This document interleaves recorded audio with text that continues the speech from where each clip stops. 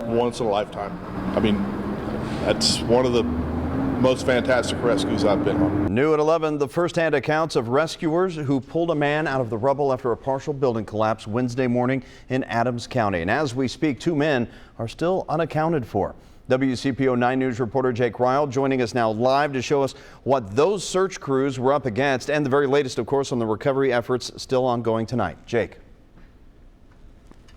Well, Craig, no update so far from the Adams County Sheriff, and that means they are still looking for those 2 men who are unaccounted for in this partially collapsed building. Crews, even at this hour, working to peel back each layer, almost like an onion to this building. This was an operation in which 5 total people were trapped inside of the collapsed building, and we're getting a better sense of what crews had to sift through inside on Wednesday to save lives.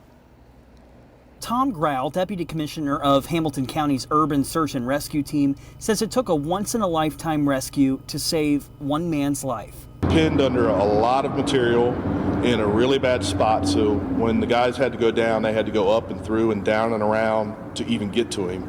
And then he was pinned in a very, very small area. Getting to the void where the man was trapped required an intricate system to keep search crews safe. We actually had to take search ropes.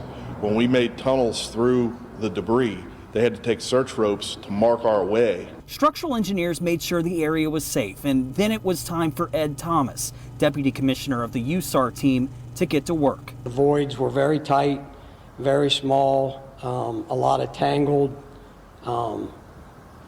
sheet metal, a lot of tangled I-beams and beams. Thomas says on Wednesday they were able to find one of the men still conscious. When the doctor was called to come in to give a checkup on him, I had to crawl out so he could crawl in. That's how tight of a space it was. In a sea of mangled steel and uncertainty, the conversation between the trapped man and the crews shifted to something he was grateful for. We were talking about his children and Christmas and everything else, just, as we were working to keep him occupied. The crew then took between 6 to 8 airbags and methodically lifted steel beams off of the worker, freeing him before he was taken via helicopter to UC Medical Center. I was impressed that we were able to pull it off.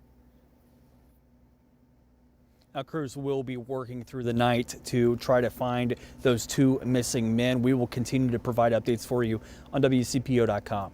For now, reporting live in Manchester, Jake Ryle, WCPO 9 News.